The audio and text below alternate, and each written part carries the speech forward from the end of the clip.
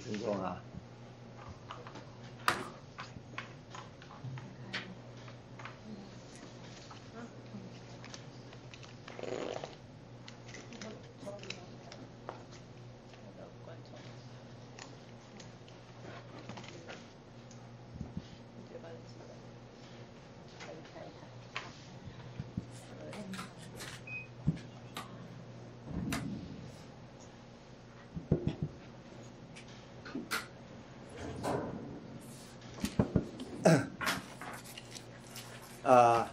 All right, let's start. Before we start a new subject, I will revisit the subject that I covered last time. The last time I'm talking about the significant tests. I'm afraid I might give you the wrong impression. That is, anything below the confidence limit is statistically insignificant, therefore no information. It's useless. And I want to correct that a little bit. I'll give you one example. The ones that it's below the significant test to be statistically insignificant. In what sense? It's in the sense that we cannot tell the difference between that data and the noise. It may have the noise characteristic, but it still may have lots of information. Let's take this data for example. This is the global warming example. 它是 noise 什么东西？那个日本那边教室的。Okay. Are you, my colleagues in Tokyo? Are you ready? Okay. Okay. All right. Let's look at this data, and if we decompose this data by first get an annual average, we decompose it. How many components we get? We get 5 components. Yeah, and we can also use the AMO. This is the North Atlantic Ocean surface temperature. It looks like this. We also get 5 components. Yeah. Now, if we check statistical significance, we find that the first, other than the first one, the first 3 components are actually under this 95 percentile confidence limit. So in other words, these 3 components, there's no way that we can tell them whether they are noise or not. So they do have white noise characteristic. The only one that is above and beyond is the 4th component. The 4th component is actually this component. So these components looks no difference from the white noise. And here I have 12 lines. These 12 lines are actually obtained from this data. This is monthly. I take 1 month from each year and do the test. I downsample it. So I have 12 downsample example.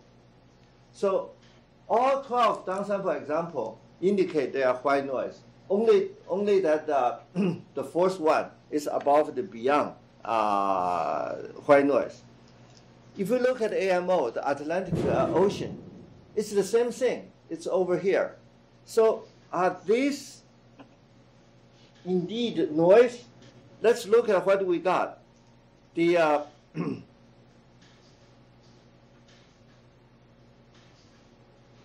if we take away the 4th components, what do we get left? Sum up 1 to 3 looks like this. Okay, this is the surface temperature. Sum up the ocean temperature. Get this. This also looks white. Not only looks white. If you look at the spectrum is flat.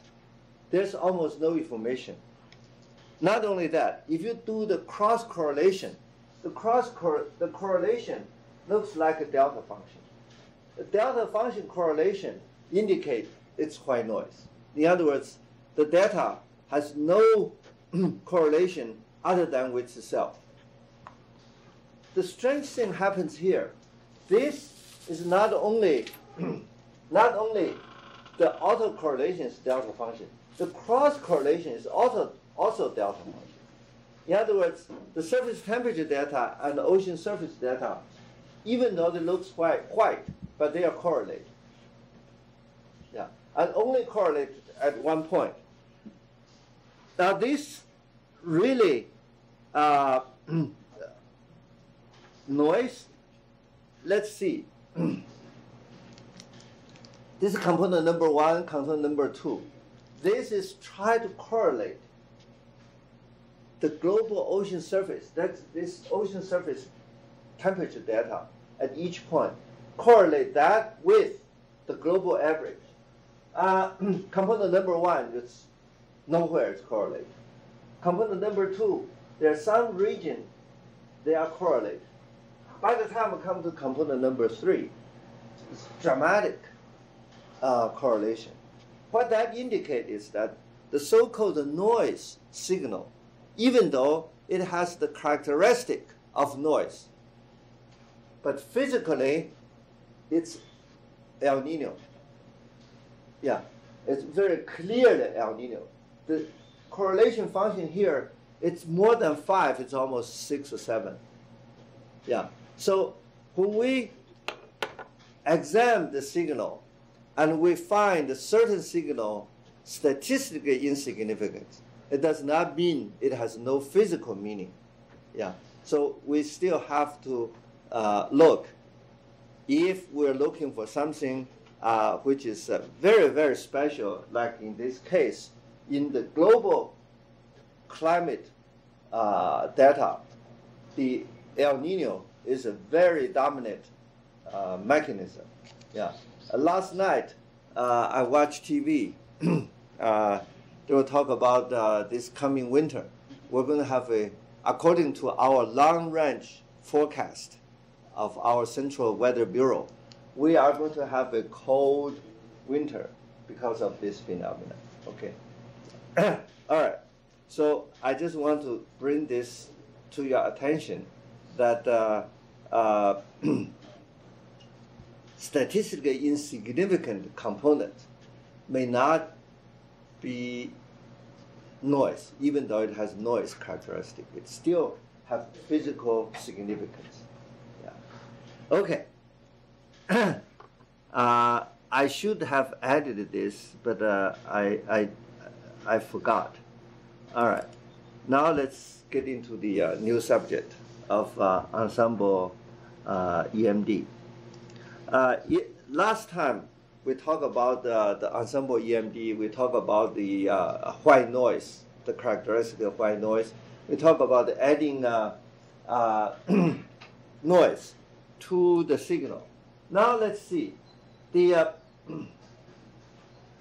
whole ensemble effect is pointing to this sentence. This sentence is the true answer is not the one without perturbation. Maybe we should perturbate the data and find the true answer.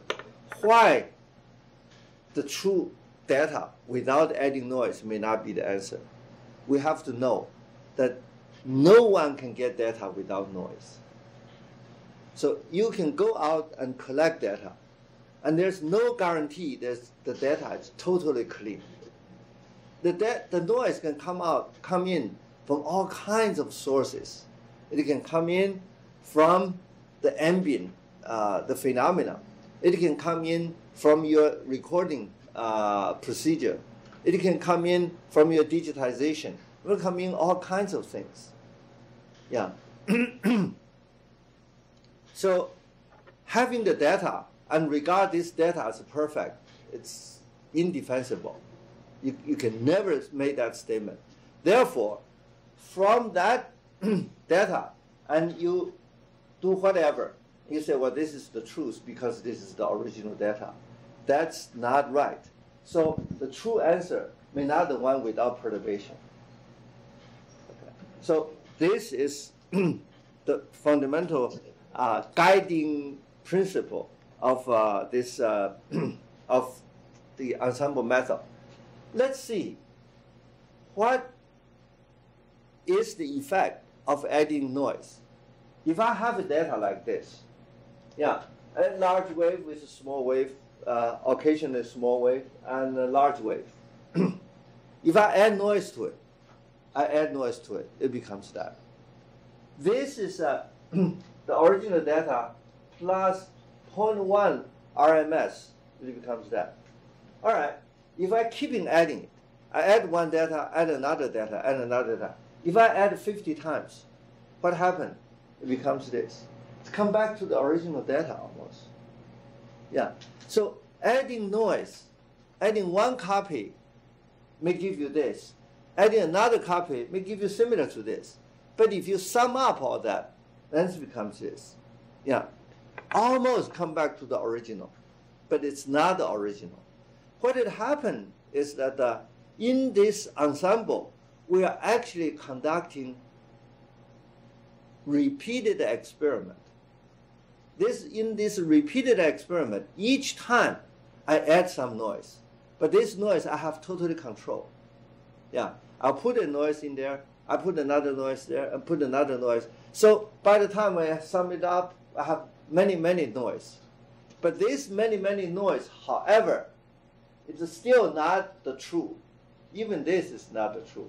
Because this one still has the influence of the original noise still reside there. There's no way that we can get rid of the original noise. It's just like there's no way we can purge our original scene. The original scene comes with us.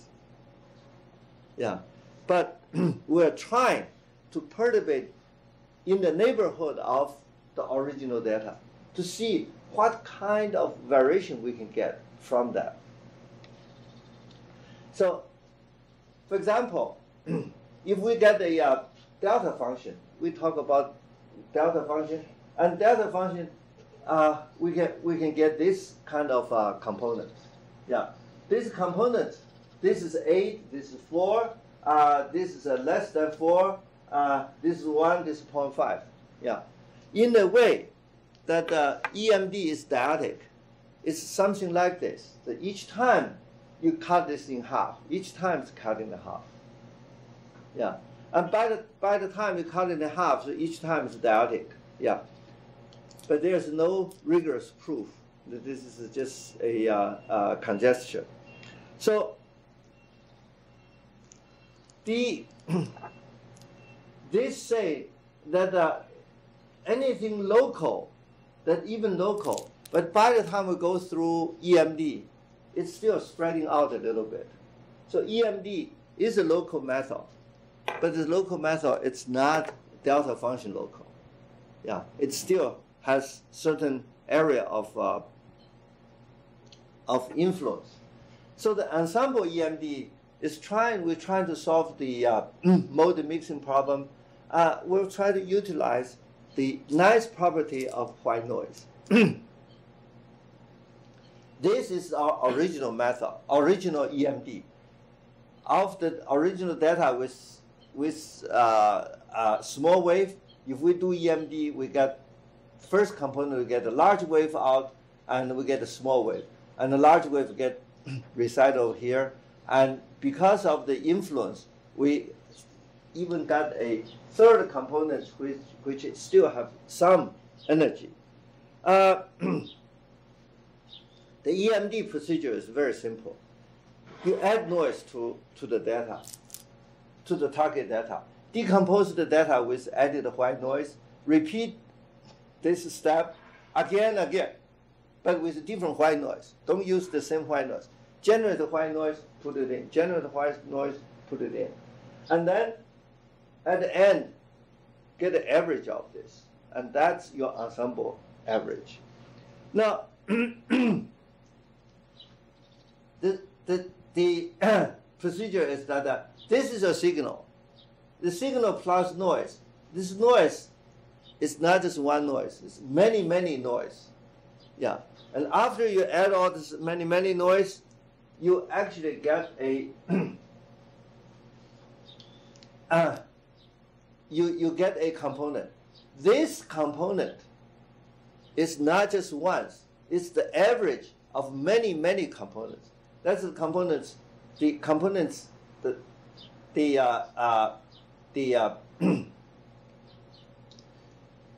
each time you add the noise, this k change from 1 to n. Yeah. So by the time you add all these components with noise, add up and average it. This is random noise, and you can change this random noise, the amplitude of the random noise. Random noise is amplitude. When you generate this amplitude is 1, you can change it to 0.1, 0.2, 0.3, 0.4. Yeah. And so we define the true answer for the ensemble average as the limit when n approaches infinity. Yeah. But we never get that. We'll never get n to the infinity. Well, n get pretty large, we're fine. Like 100 times, 1,000 times. Sometimes it's more ambitious people may get 10,000 times. But typically, so once we get that, then we can find the scattering. Scattering is the sum, the average of that minus each individual time, and compute its square, mean square. So this is the scatter of each component. So once we get the answer, we not only get the mean, we get the scatter. By adding this noise, how large a range that this answer resides. So the influence of the added noise, it depends upon how much you add and what's the number of ensemble. Yeah, if you add the noise of RMS 1, if you do it 100 times, so square root of 100 is 10. So your noise, influence of noise, still reside in the final answer, but it's only 1/10. So once you add noise, the noise effect will reside there, will be in your result. The only time when the noise effect is not there is when n approaches infinity. Yeah, but we know that we'll never get infinity, so you have to be very careful about what noise, how much amplitude you put it in. If you choose this epsilon to be 1, yeah, and you say, I can only tolerate 1% of noise, then this n has to be 10,000. Yeah.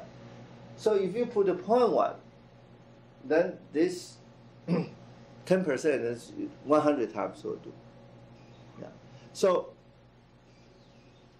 my way, my experience is that you should put the noise as low as possible. Yeah, and sieve the time as low as possible. So don't do it overboard. Don't put too much noise, especially the noise you add in the program is RMS, especially when your data has a trend. When the data has a trend, the RMS is very high. So even a small friction of RMS is very big compared to your signal. Yeah. So the effect of white noise you added in, we first have to be very clear about how large it is. So once you put it in, now you can see the standard error actually decrease with respect to the number of ensemble you use. Theoretically, it should decrease like this. Yeah, theoretically it decreases like this. But in reality, it decreases. The high frequency one decreases more like this. This is very smooth parallel to this line. The low frequency is more erratic because the low frequency components has very few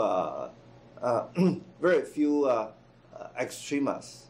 But by and large, it's in this along this line. In other words, you choose a larger n, your standard deviation will decrease very fast.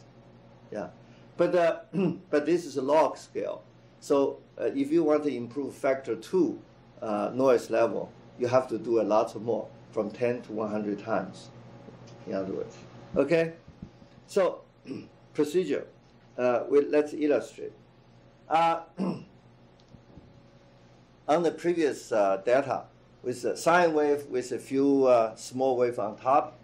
If you add the noise once, and now you decompose, instead of getting only 4 components, how many components you got? 1, 2, 3, 4, 5, 6, 7, 8. 8 components. So where the other components come from? From the noise. See, all of this is determined by noise, not by the data anymore. Yeah. When you introduce noise, they will look at the extrema everywhere. Yeah. Noise has a lot of extrema. Your signal has very few number of extrema. So previously, if we do EMD to the original data, I want to get 4 components. Yeah, because the number of extrema is very, very limited. Here, we get so many. These are all from noise. By the time over here, that means the signal and the added noise, the scale, matched up. In this, there are still noise components in there. But it's because noise component is so small, you cannot see it. Okay? So this is important. This is the frame that the noise established for us. The noise said that if you have this data, by dyadic decomposition, you should have this many components. Now let's see where it is. When you look at the first one, there's totally noise. When the second one, it's total noise. Third one, maybe total noise. By this one, we get a little bit even mode mixing. Yeah. And then in this component, we get the real signal.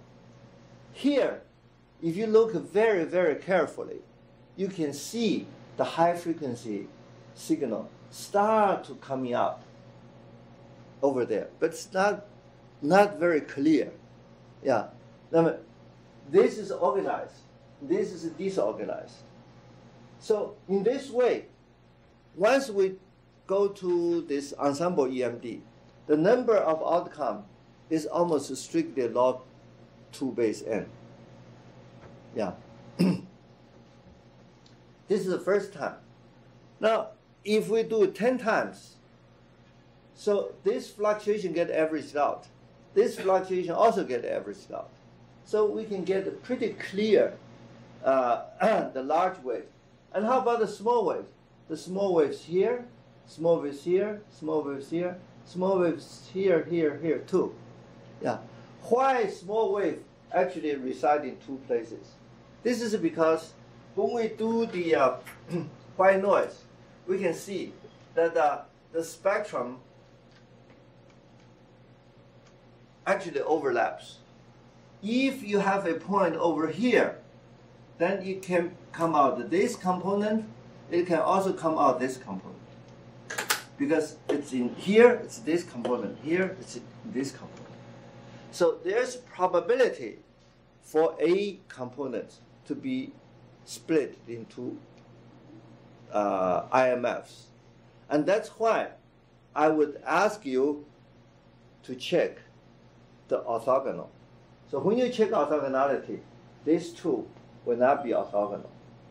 So you can immediately spot this, and you add these 2, you get the total result over there. Okay.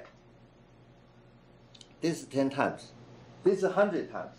The 100 times, the small wave come up even more clear. But you also have a little bit over there too. See, it's more clear over there. So this data, we can also use intermittency. In intermittency, we got this out immediately. We have a little bit left, but if we sum these 2 together, we get the perfect high frequency, and this is low frequency. So intermittency test can also do it. But intermittency test, because we have to intervene, so the number of IMF is different from the ensemble EMD. So if you compare the different methods, then what you see is that this red one is what you got from the intermittent test. Yeah. And this is the difference between the truth and the main IMF. So the intermittency test is not performing too badly. So it can get the answer out all right. And then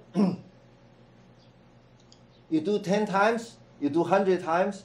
The 10 times actually looks better than 100 times. This is the main component. This is the large component. Okay, the large component, because of adding many cases, it will actually, too many summations actually give you uncertainty. But it's all very low frequency, very smooth differences.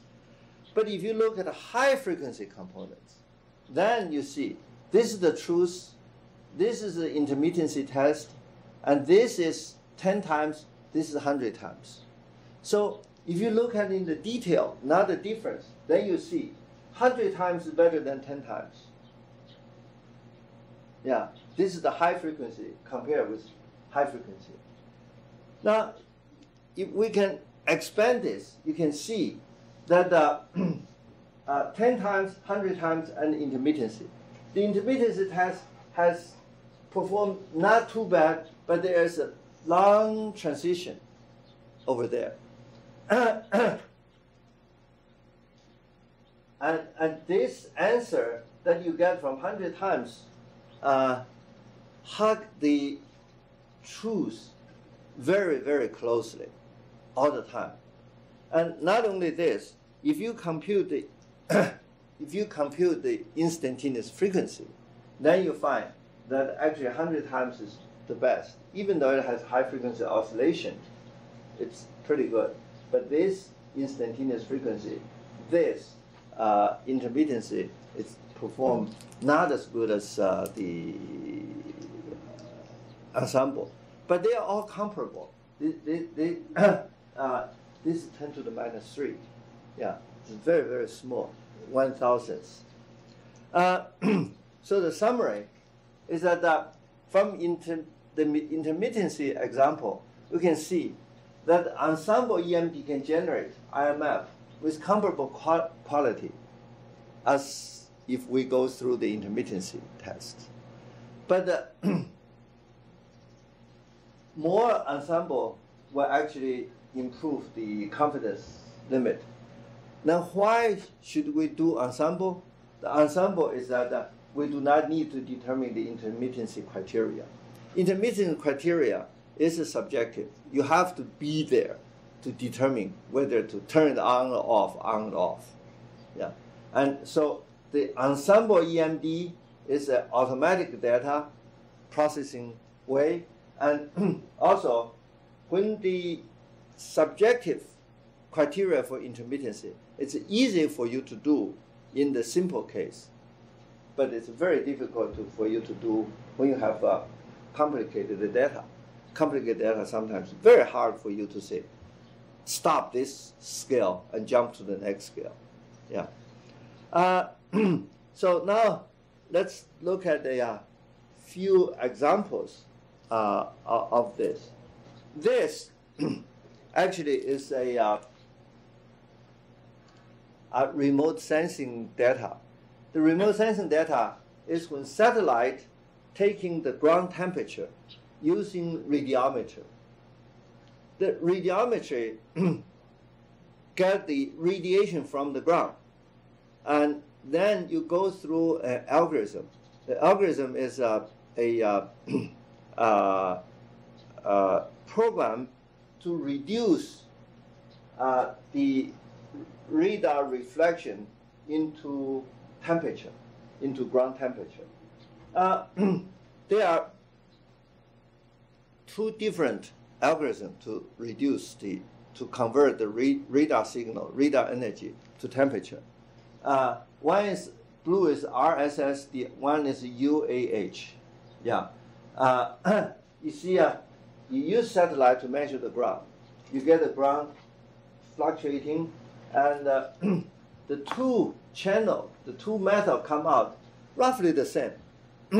That means this indeed reflect the ground variation, temperature variation. Now, if you say, all right, I get this data, I want to know a little bit more about this, I will use EMD, okay? So you apply EMD, you got the first component, some difference already appeared. Second component, it's okay. The third component, it has dramatic difference. Yeah, and third component, also the difference dramatic. Now you ask yourself, so what happened? If I look at one piece of ground in the same instrument, just because I use different algorithms, I cannot explain the details. Especially, I cannot explain the medium scale. High frequency is okay. This frequency is not okay. And if you look at the lower components, the lower components, they agree. Yeah. So in the intermediate scale, we have lots of problem. The problem here mostly come from mode mixing. Yeah. There are lots of high frequency. There's no high frequency over here. High frequency, no high frequency over there. Now, once you get that, then this high frequency subsides very fast. What happened here is that certain algorithms deal with the high frequency signal differently. Yeah, but then how can we compare the two? The two become so dramatically different. Then people may ask you, so what is the variation of the ground along this scale, on this scale? Then what you say is that or this? It's hard to say. So because of that, let's say we're now using the ensemble approach. The ensemble approach is that with the original data, we add 0.1 RMS. Remember, 0.1 RMS means from that to here, this is RMS. 0.1 is not small compared to this. Yeah. So start from very moderate level. You add 0.1, you get this two set of data, still looks about the same. But if you process this, then you find that the components becomes totally different. Yeah. The first one, there are some differences around here. The second one, it's by and large all agree. The third one, agree too. The fourth one, also agree, with a little bit difference. So what happened is this, that the large scale, the signal are all there. The previous result, it's all due to mode mixing. So mode mixing can change the answer drastically. Yeah. But if we add noise to it, whatever scale of this, how do we decide the range of this? We decide the range of this based on noise. Noise, especially the white noise that we added in. The white noise we added in has a scale of all size. Yeah, white noise now dictate. The first one has to be this. This is double. This is double of that. This is double of this. This is double of that. Yeah. If you do not have one, this becomes zero. Yeah. Where's zero? Here. There's a lot of zero here. See, the red one has high frequency. The blue one does not. Yeah. So in this way, we can separate the scale orderly. This order is dyadic. Yeah. And we can even look down. It's all the way through. They all agree. So we add 0.1 noise, and it looks good. Then, let's see, what if I add 0.2? Yeah, is the noise level important? The noise level is important, but as I said, it all also depends upon the number of ensemble that you use. If I use 0.2, the data looks like this. Still, you cannot see very much difference. And if you do the EMD, you see the first components give you the most dramatic differences because it has lots of noise, lots of intermittency. The intermittency and the noise all pushed up to that. And beyond that, you get a very good agreement. The large scale should be the same. It's the noise that actually cause the mode mixing, especially intermittency noise. Sometimes noise is very low, sometimes noise is high. So these are the ones that cause problem. And this is why when we add white noise, we can actually cure this. And this is the other components. We may have some differences, but by and large, it is all agreed. And here, we'll show you a summary. Here is that we have, this is RSS. We have the blue, which has no noise, and red is 0.1, and green is 0.2, magenta is 0.4, K is 1. We even use 1 RMS to do that. And what you see is that for RSS, they agree very well. The reason is that for RSS, the noise is almost everywhere. It's almost uniformly distributed. Yeah. So the agreement, whatever level of noise you add, it's about the same. The only by this component you start to see some differences. You can see the one that stand out, which does not agree with all the others, are the ones that without the noise. It's the original signal. Yeah. Otherwise, 0.1, yeah, 0.2, magenta 0.4, and K 1. So the only one that stand out is the one that without noise. Yeah. And this is RSS. How about UAR? UAH. UAH.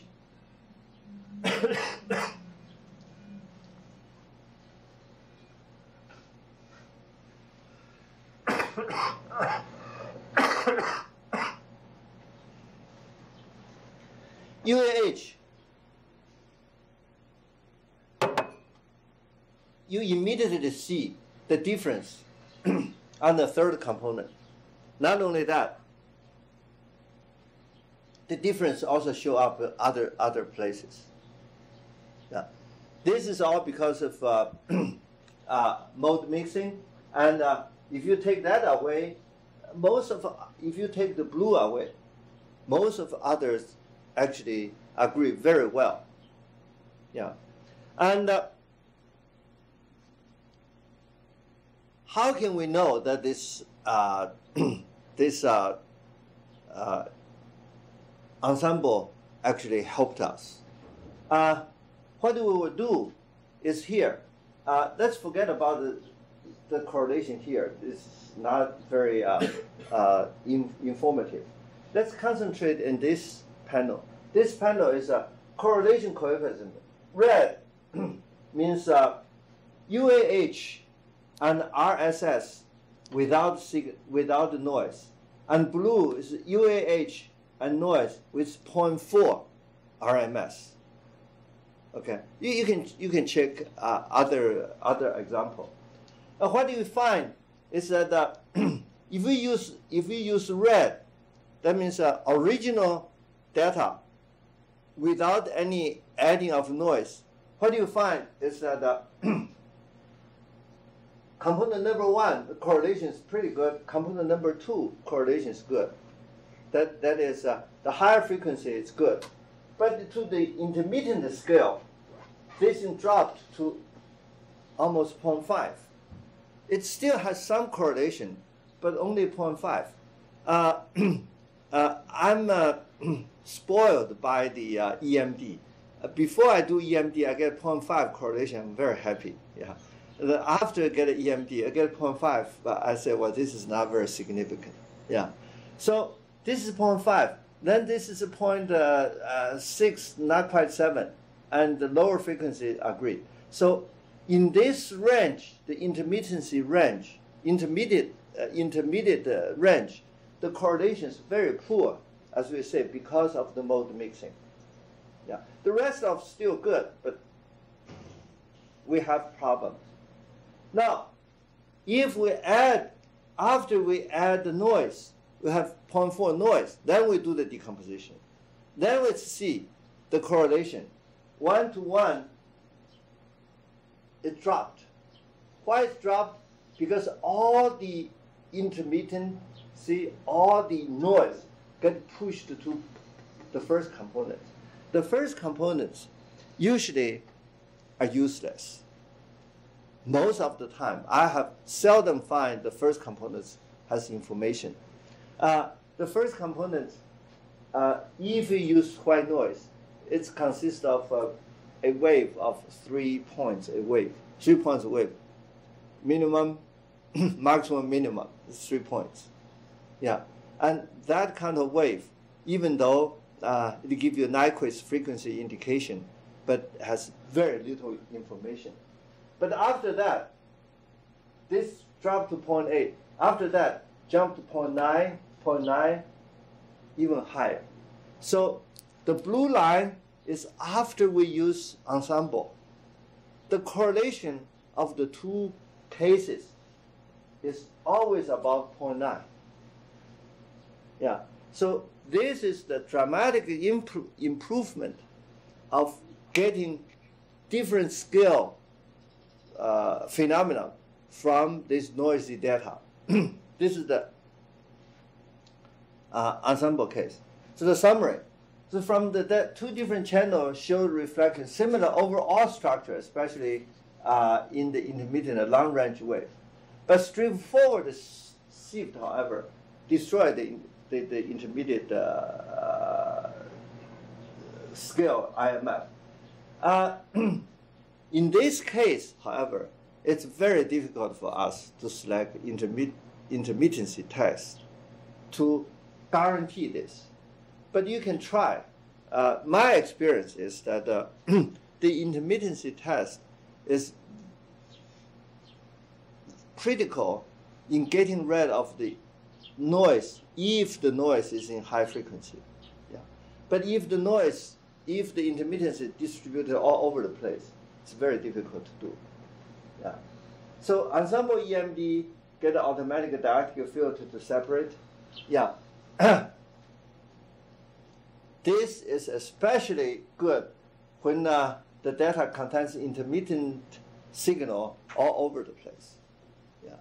So in this case, we can see that it actually helped us a lot. The next example is again a geophysical data. This is a Southern Oscillation Index and sea surface temperature at NINO 3.4. NINO 3.4 is an area along the equator. I forgot which longitude. Do you know NINO 3.4? Around little bit east of Taiwan. It's maybe 100, maybe not. Well, maybe I forgot. So you can look at NINO 3.4. This is very well known. NINO 3.4 actually is a good indicator for El Nino events. Many people think, many people think that SOI is a good predictor for El Nino.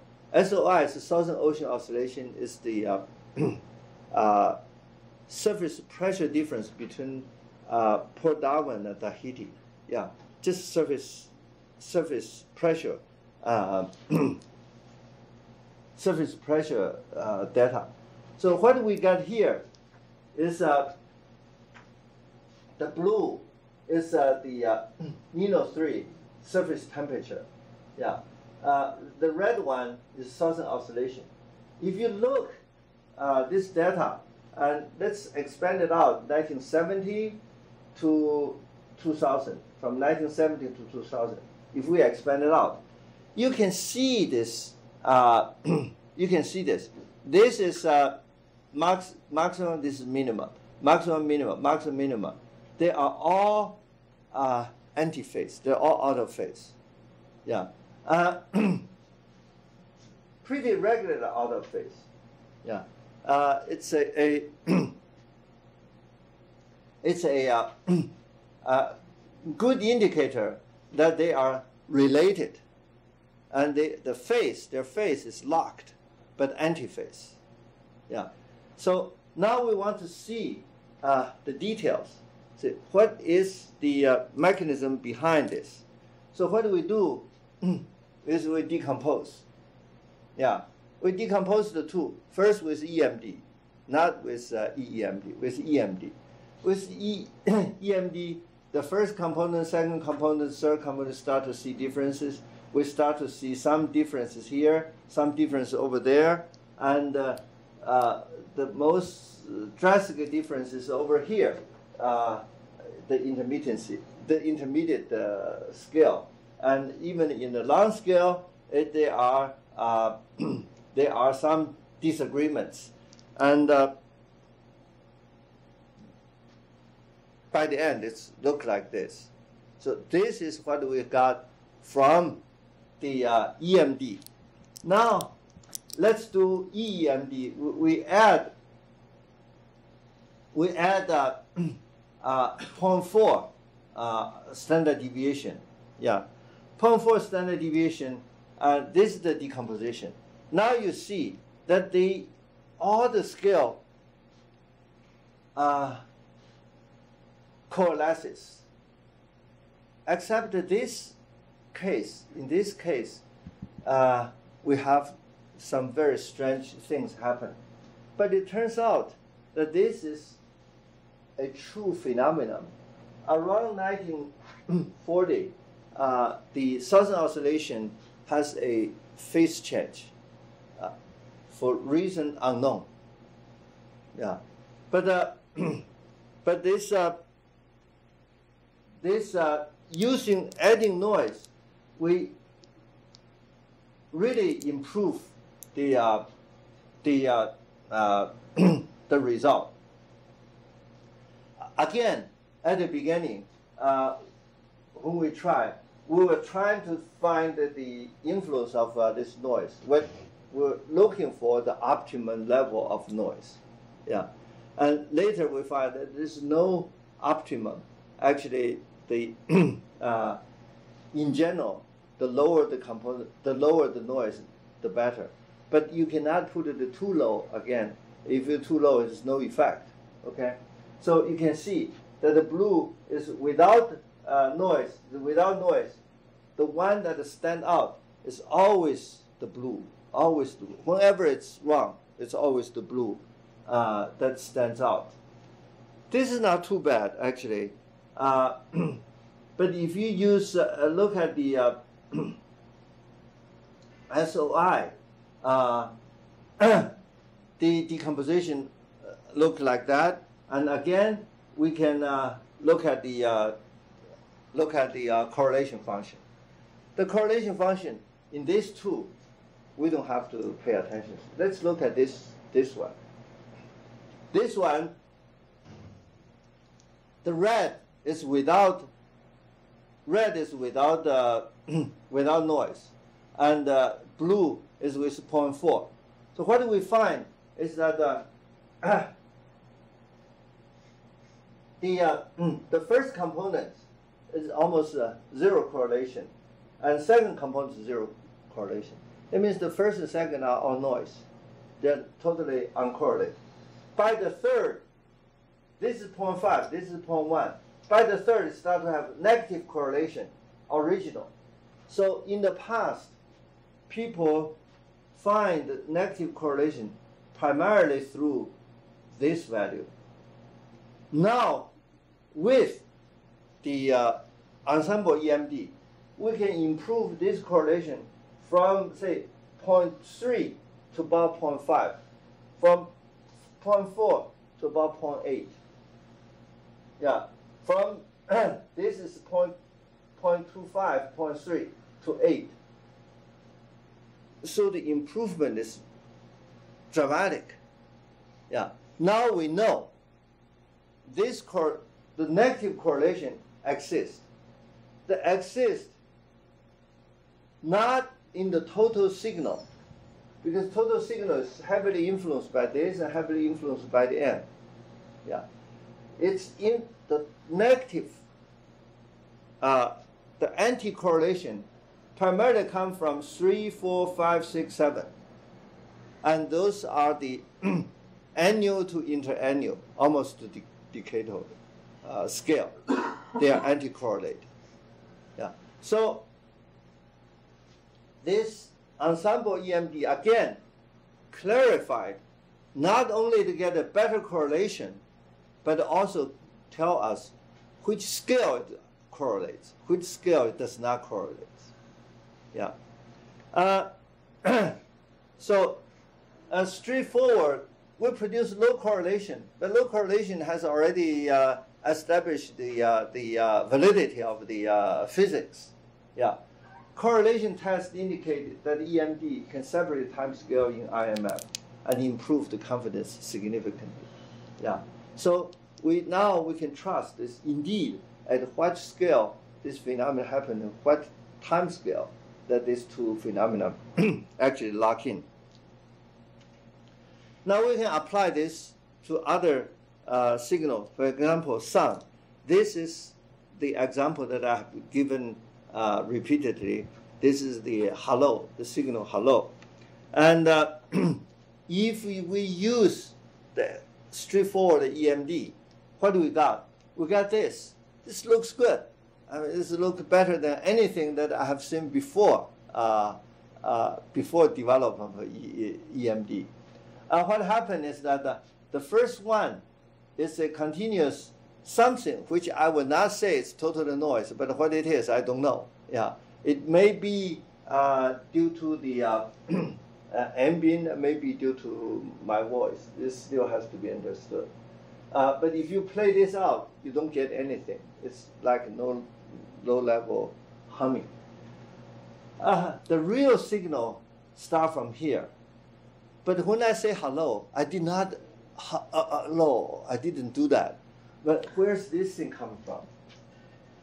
It comes from mode mixing. Yeah. Now we can see if we move this a little bit up, we move this a little bit up, we move that up, move that up. Move all this up, we can fill it up and make it complete. But it didn't happen. Not only that, we can also see that by the time you get here, this part, these two parts looks okay.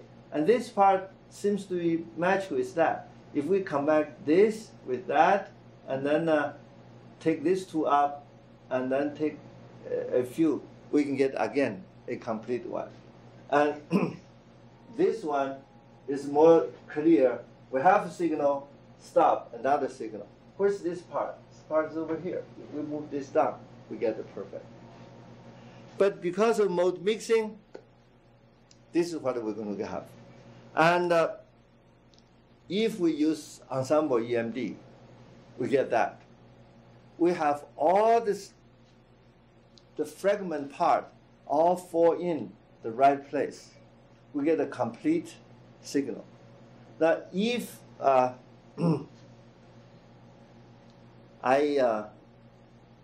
have another version that we can play this sound. I don't have it. Let's use this as an example. You go back and say something, and then use ensemble EMD to decompose it, and play each component, see how it sounds. By the time you actually get this, you can play out, you can hear your speech very clearly. So this is the main component. Yeah. So let this be a homework and see people can do it. See, all the missing things are all filled up. This is a complete ensemble EMD. This is with 100 times and 100 time ensemble. If we do a Hilbert spectrum, we get a beautiful Hilbert spectrum from this. It's continuous. This is my vocal cord vibration. It's around 100, little bit 100, 120, 150 hertz.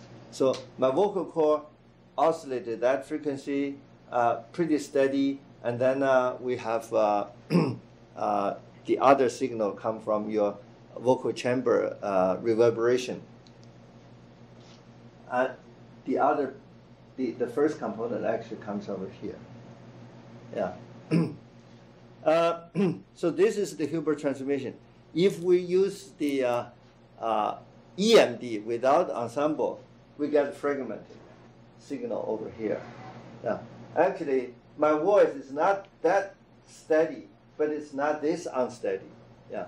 This has a lot of fragment because of the mode mixing that cause the signal to actually breaks up.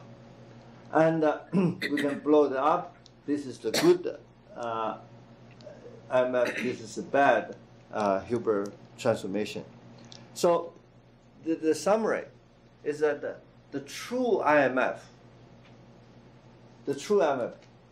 can be derived from adding finite amplitude noise rather than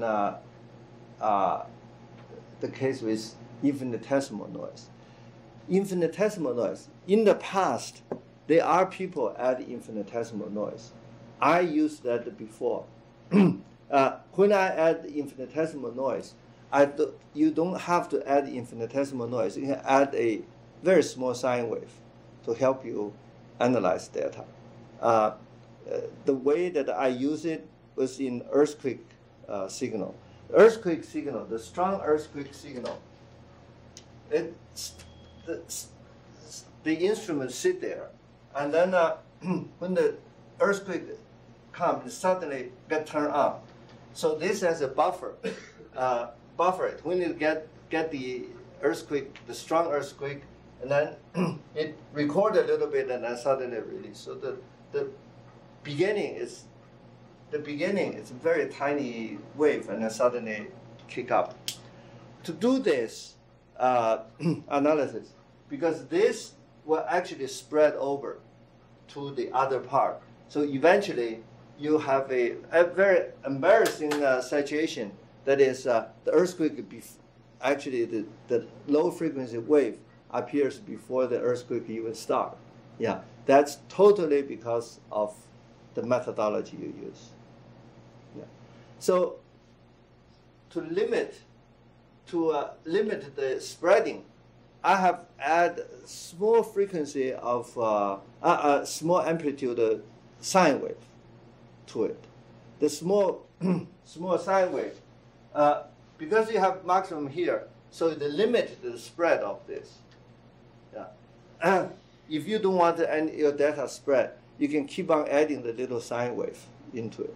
Little sine wave, you know exactly what the frequency is. By the time you do it, then the sine wave will come out anyway. So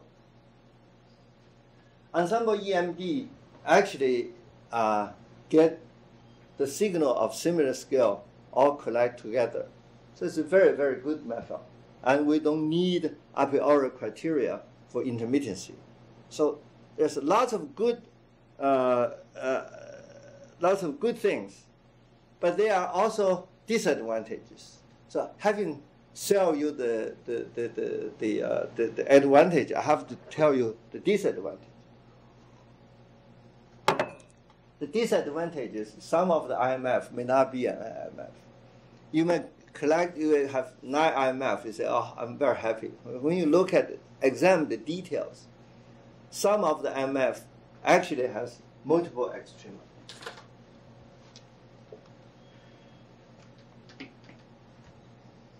Some IMF actually look like this.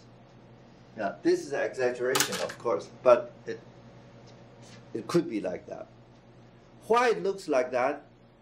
It's because IMF, each time you get, is definitely IMF.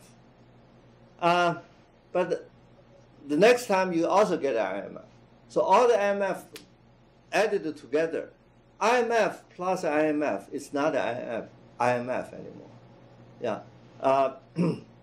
For example, sine wave plus another sine wave add together, it's no longer IMF. Each sine wave is IMF, but the sum is not. In our case, each ensemble trial, each trial in the ensemble is an IMF. You keep adding it, the final answer get perturbated, it becomes that. So that is the problem. The problem is that the components produced by the ensemble EMD is the average value of many IMFs. Yeah, some of the components may have multiple extrema. Yeah, the problem will get worse if your ensemble number increases. Yeah. Now, why you want a higher ensemble number? Because you add a lot of noise. Yeah. So if you keep your ensemble number low, you keep your noise, just get the effect of get rid of mode mixing. That's the best. But that will have to depends upon your luck and depends upon your experience. There's no, right now, I have no objective criteria for you to select the level of noise or the number of ensemble. But keep in mind that don't keep the ensemble number too high. Yeah. Let me see.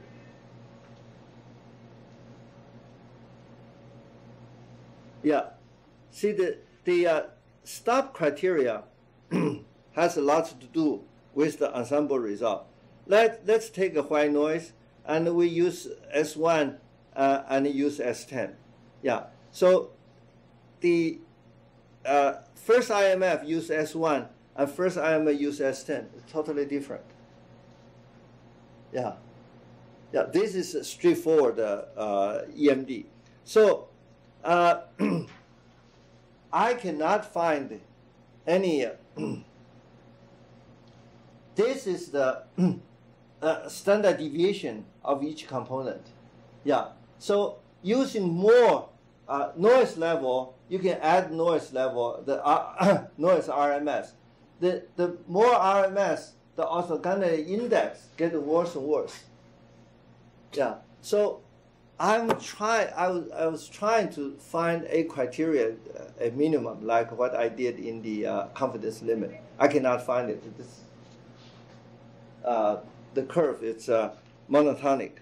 Yeah, no matter how I try,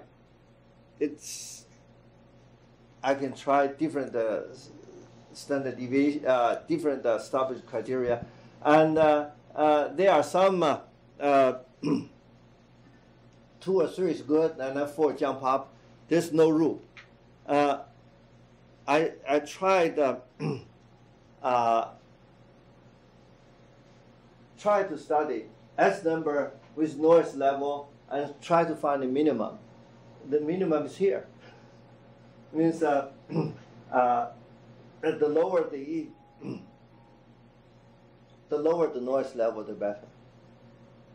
Yeah. So after all this try, my advice to you is add just enough noise. Don't try to be too ambitious, add too large a noise. Yeah. You may think the large noise may help you. It might, but it will actually cause you a lot of lots of time, and by the time you got the final answer may look like this. Yeah. This is a repeated try. The moral seems to be that the whole face slanted in this direction. the direction is this counter. Lower stoppage criteria. Don't shift it too long. Lower noise level added. Yeah. So if you add a high noise level and you have to use high shift number, then the final orthogonal index is very poor. This orthogonal index is the one that I use to judge whether the decomposition is good or bad. But that's only one way, the one way that I know, but you can use other methods to get it. So the question is, that is orthogonal index a good measure of EMD? What if we use excessive extrema instead of orthogonal index? Excessive extrema means that whenever you have this, the external number increases compared to zero crossing. Yeah, how many extra extrema you got is a good indicator of how good your answer is. Yeah, so there's no foolproof way to judge whether a result is good or bad. Yeah, right now it's again very empirical. But up until now, what we find is that the ensemble EMD right now, based on the program that we provide on our web, is based on fixed number of shift. This shift number is always 10. Yeah, that's the program we provide, right? So this fixed number of shifting is what we are now using. Yeah. Now, this fixed number require unadaptive IMF number. Our program still fix the number of IMF output, not anymore, right? Still. At the beginning, the method developed here, you have to select how many IMF you got. Yeah.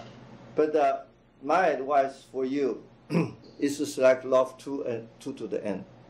That's the most natural number. Most natural number.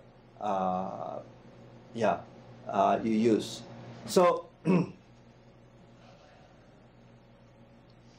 so fixed number is good, but the fixed number, if you think it is a little bit non-uniform. When you try to get the first component, shift 10 times may not be enough. When you try to get the last component, shift 10 times may be too many. Maybe you need 1 or 2 shiftings, good enough. So this, because of that, it may cost you a lot more shifting computation. Yeah, but later we'll come back to tell you the other advantage of fixed shifting time.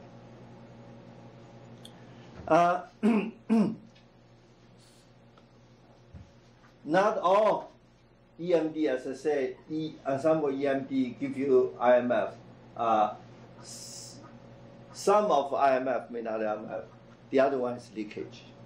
Yeah, you do ensemble average. You have signal here. Sometimes up here, sometimes up here. So you add it up. Sometimes add a lot of add up here. It's part of the add up here to give you double humps. Yeah. So these are all the problems. But even with this, the reconstruction of signal is no problem.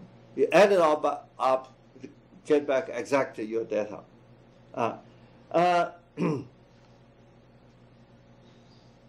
When you have this kind of signal, you may have problem in computing instantaneous frequency. Yeah, this we will consider when it comes. There's some later development. This is the advantage of taking the course right now. A lot of people make original contribution are still here. Yeah, here I will present one contribution from Ye Jiarong. Ye in published a paper in 2010, right? Yeah. What he proposed is that when you add noise, you don't have to add all 100 white noise as it is. You can add half white noise and the other half flip the sign. Yeah.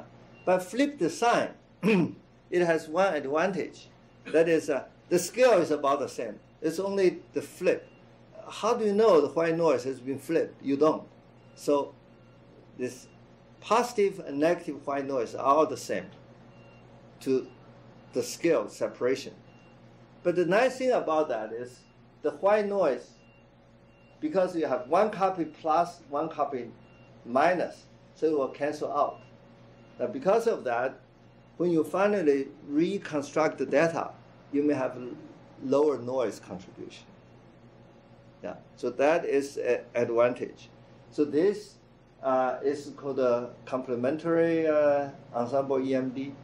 Yeah, so that's,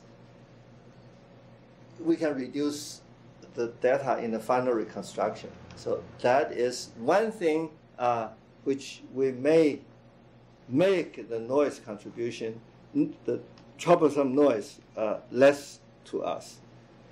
So the conclusion here is that this ensemble method appear EMD to be a truly dietic filter. Yeah. Previously, it's roughly dietic. It's dietic only to the white noise. If anything else, it may not be dietic. Yeah. But once you use ensemble EMD, then the scale is dictated by the white noise. It's determined by the white noise. Yeah. Because EM relative to white noise is exactly dietic. So now it becomes a dietic filter bank. Without that, it's not necessarily. Most people say this dietic filter bank. Actually, this term was introduced by Patrick Flandre. When he introduced this term, his data is actually white noise or colored noise, but the signal are uniformly distributed. Yeah. By adding finite noise, ensemble eliminate mode mixing in most cases automatically. Yeah. Ensemble EMD utilize the scale separation. Yeah. This actually, ensemble EMD is a major improvement over EMD. Yeah. Because we eliminate the mode mixing and get the signal looks much better. Most people like ensemble EMD. Those people don't care about instantaneous frequency. Once they get a component, they will stop. And many people don't want to go one step further. Yeah, like if you look at the paper by Patrick Flandre, he always stop at the ensemble, always stop at the EMD.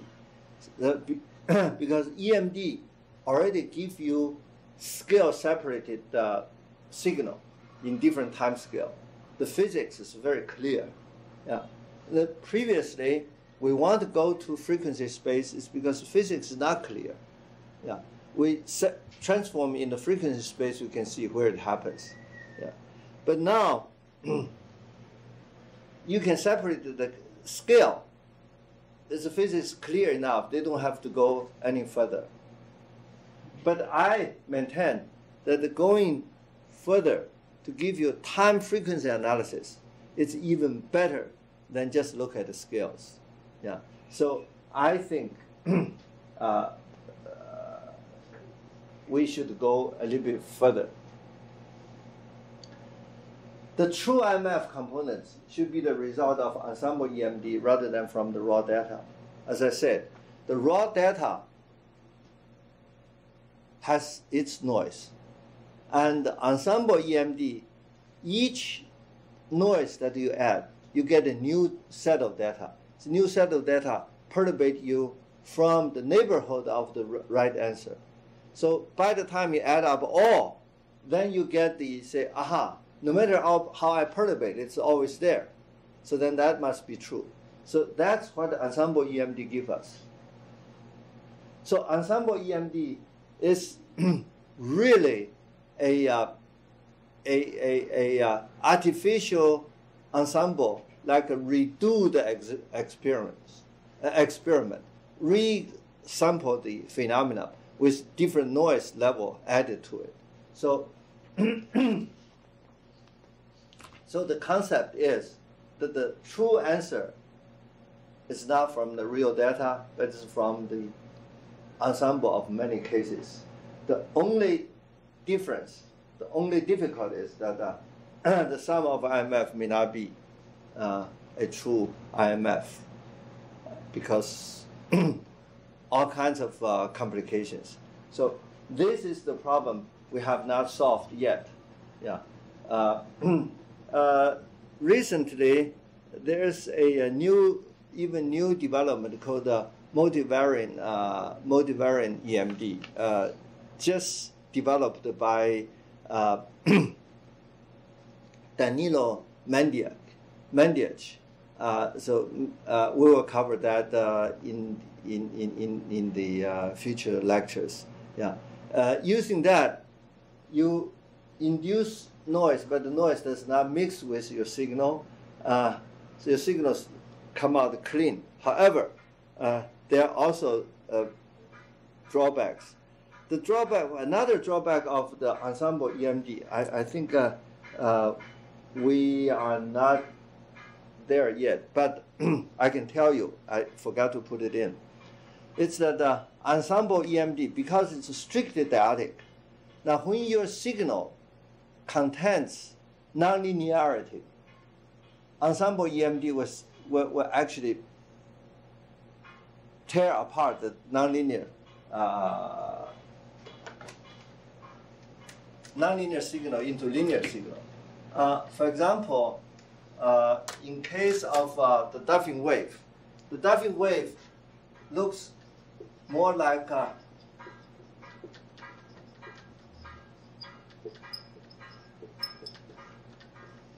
Duffing wave has a intra-wave frequency modulation twice.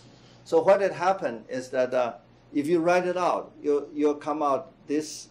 If you expand this out in the introduction, we have shown that this signal actually looks sharp crested and sharp trough and sharp crested and sharp trough. Looks like this. So the harmonics is fundamental plus the third harmonics. The third harmonics is more than twice away from the fundamental. Yeah, because it's dyadic. So it actually has the power to separate the third harmonic from the first harmonic. So if you use ensemble EMD, Duffing wave will come out two components.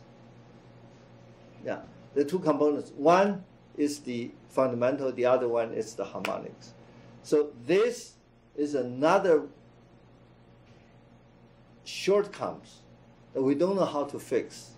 So if you have a highly nonlinear signal, beware. You may have two clean components, one fundamental, another harmonics, or even more harmonics. So with all this advantage, we come out also with disadvantage. Yeah. This is something that we have to consider, and this is something that we don't know how to solve for the time being. Yeah. So the field is still wide open. The ensemble EMD is good. It's equivalent to ensemble mean of EMD. Artificial ensemble means you redo the experiment repeatedly. Yeah. All right. So this is the story of ensemble EMD. It's very useful, but when you use it, be careful. Yeah. When I do a problem, I always do it many, many times, using many, many different methods. To this day, every problem I do, the first thing I tried on is still the Fourier spectrogram. Yeah. I do a Fourier spectrogram, and sometimes I do wavelet. But increasingly, I don't do wavelet that often. But spectrogram is the one that I definitely will do. Yeah. Once you do Fourier spectrogram, you know what's the Fourier view. And then you go through EMD or EEMD, then you'll find that each one gives you one aspect to the other aspect of the data. So you get full appreciation of what you're facing. There's no one way that fit everything. That you have to use everything you have to find out the true answer. All right. So this is the end of this lecture. Any questions? From the Tokyo side, you have any question?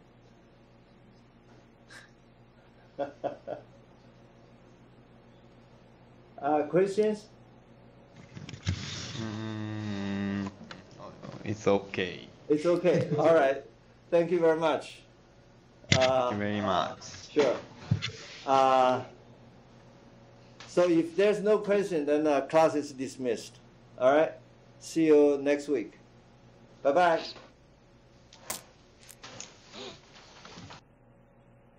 All right. Now we can we can relax. 你们有没有问题啊？有没有？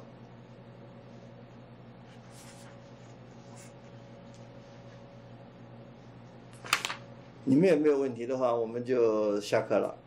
OK？ 呀。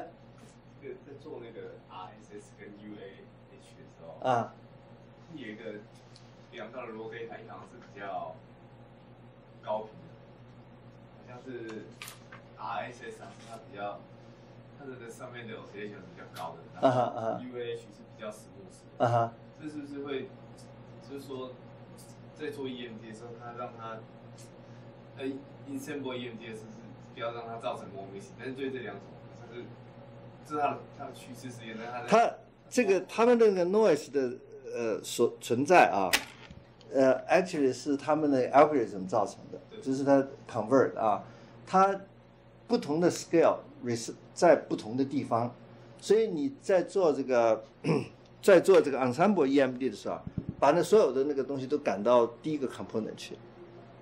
那这个就是说，如果这样做，只是为了避免 more missing，会不会造成它那个 physical meaning 的？应该不会，因为它这个，因为这样呢，我们就是它这个 obvious 它是有 intermittent 的，对不对？你假如有 intermittent， 我应该把相同的 scale 堆在一起去，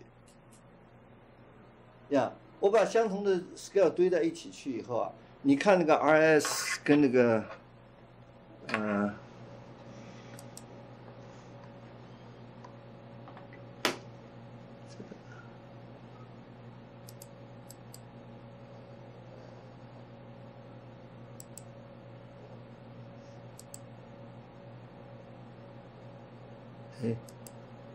怎么搞的？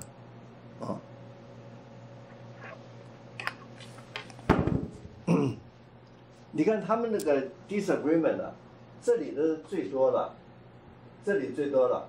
这些小东西啊，就是 push 你的这个 scale away from 那个 proper place 的地方。等到你去看它那个 correlation 呢，correlation 也是那个第一个 component 最低的。就是第一个 component 决定就是它那个 local 的那个smooth 它比较。对，你像我们做那个在讲 introduction 的时候，讲那个 length of day， 对不对 ？length of day 哪里来的这个 noise 呢？是从那个 weather system 来的。weather system 里面的 noise 啊，都是什么2天到7天的那个 frontal， 就是我们来了一个 cold front，5天又来一个 cold front， 来 cold front， 这个 cold front 造成这个 earth rotation 有点 wobbling， 对吧？我那个在那个里面，我用了用了 intermittency， 我先把那个5天到7天的拿掉，我剩下的那个 monthly 跟 half monthly 就很好。但是 half monthly 过了以后呢，它还会不会造成那个 half year 的有 problem 吗？也还会。所以我呢就把 half year， 我要保持 half year 的，我就把那个不是 half year 的先把它丢掉。各地方都有，就是在这种题目里面啊，我们有个好处，就是在这个 length of day， 我知道有哪些固定的这个 band， 那你还可以去挑啊。在这个里面我不知道有固定的 band， 那不知道有固定的 band 呢，那你用这个 intermittency 几乎没有办法，所以你用 intermittency 唯一的希望就是说我能够把所有的这个它所有的 intermittency 啊都是在这个最高的 component 里面，拿掉了以后就好了。That's our hope. May not work well. 你可以看不同的题目，我想有不同的。它像这个在 length of day 里面就有不同的，它还有其他的component， 也有 intermittency， 不是完全没有啊。但是 by and large， 像 length of day 这种题目啊，我们就很自信，就是说什么东西会影响我1年的变化的？不可能的，1年的变化是那么 clear， 所以到了1年的时候是一定是好的啊。这个我们可以，所以我们可以去 manipulate， 在这里我们就不知道，呀。你像这个 decomposition， 这个地方就不是太好的啊，这个地方也不是太好的。有很多地方就是用 ensemble 的话还是有些问题的，不是没有问题的。OK， 那个部分我听不太懂，就是如果做 EMD 的话，它非线性的特性会不见掉，是不是？做 ensemble EMD。哦，对。因为这个题目，你记不记得我们在做那个什么时候？我们可以把它写成 cosine omega t。好像这个前面有个1减2分之1 epsilon， 加上2分之1 epsilon cosine 3 omega t， 对不对？我们可以然后再一直写下去。因此啊，我们在用这个 Fourier base 的啊，或者 wavelet， 我们都可以得到什么？这个是 fundamental， 有 energy， 然后呢，在这是 omega， 在3 omega 的地方呢，我们又有一些 energy， 对不对？那你现在来了一个 filter， 你说是 diodic， 成二进的，二进的是什么意思呢？二进的就是说我第一个拿到 omega 的话，到了2 omega 的时候就不要了，这些都 reject 了。所以你要是真正是2 omega reject 的话，我只把 omega 拿出来，这个3 omega 的 harmonics 就被你滤掉了，对吧？你3 omega 一滤掉了以后变成什么？变成这个样。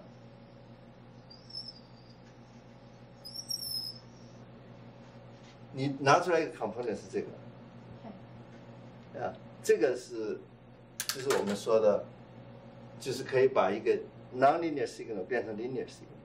它一拿出来一个 omega。下一个再拿出来3 omega， 然后你画出来很漂亮，很 clear， 尤其是数据有 noise 的时候啊，我们的做出来那个 instantaneous frequency jump 来 jump 去，它那做出来就一条线，另外一个做出来又一条线。那也就是说，如果是做 EMD 的话，应该也是 EMD 啊，这个是 EMD。EMD。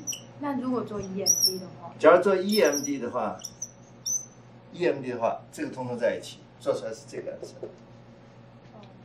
就分开。它 EMD 它是这个是大的嘛，对不对？对。这是小的嘛，我别的我不管嘛。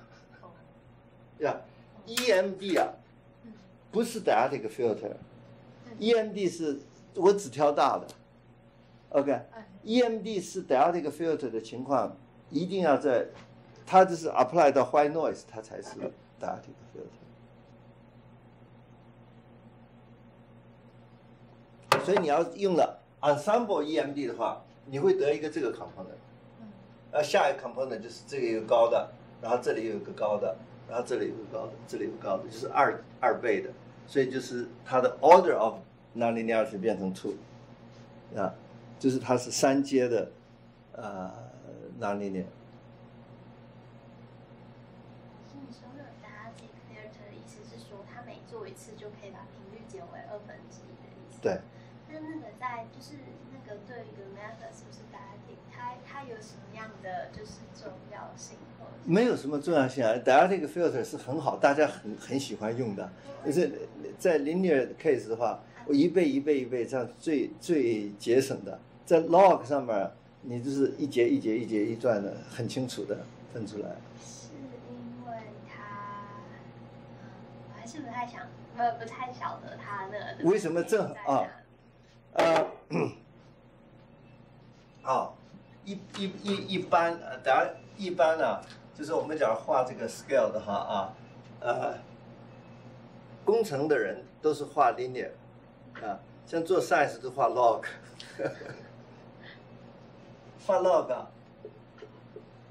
我假如画了个 spectrum 在这里，你这个 log scale 的话，这个2倍的 log scale 不是1、2、3、4是 uniform。log scale 是1、2、4、8这样的是 uniform， 所以 log scale uniform 这个就是 log scale uniform， 这个就是 dyadic， 所以一般在 science 上面找到 log scale 的话，log scale 的加倍就是 dyadic 的 filter。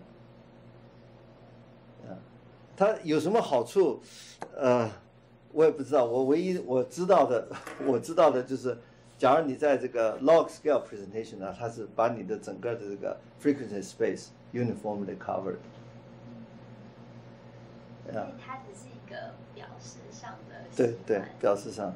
所以没有什么特别。没有特别的意义了哈。但是你画成这个图的话就有意思了。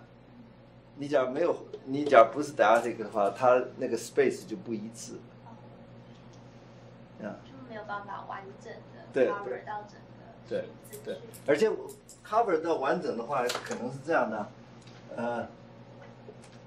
这里一条线，这里一条线，你喜欢这样的，对吧？假如 dyadic 的话就这样。